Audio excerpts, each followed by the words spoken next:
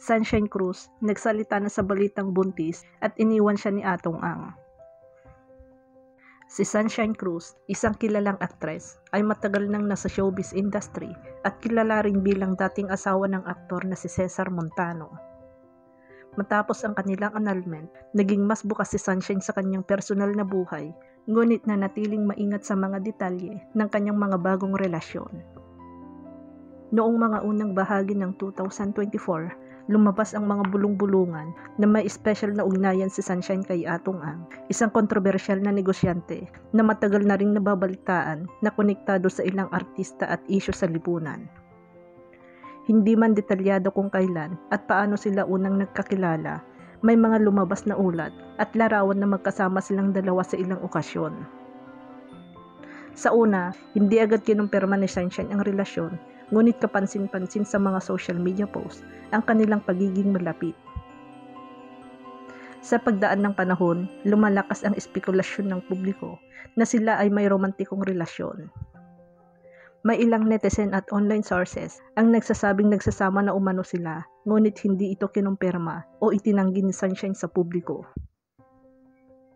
Noong unang bahagi ng 2025, biglang naging aktibo ang chismis online na hiwalay na umano ang dalawa.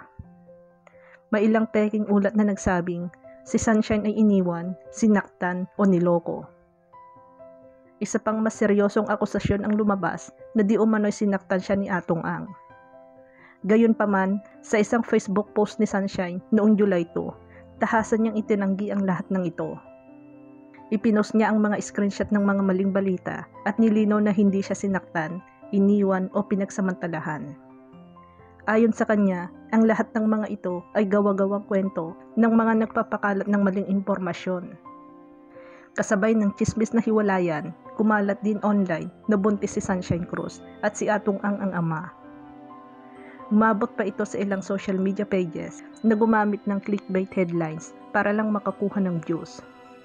Ngunit muli, pinabulaanan ito ni Sunshine Cruz. Ayon sa kanyang sariling pahayag, walang katotohanan ang mga chismis na ito.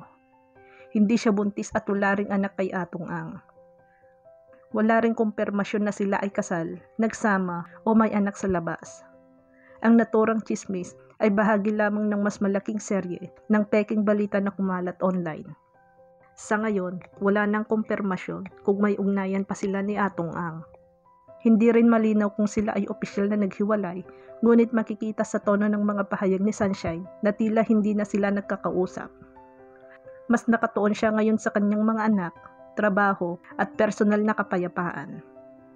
Nagbabahala rin si Sunshine sa publiko na maging maingat sa pagbabahagi o paniniwala sa mga hindi kumpirmadong balita.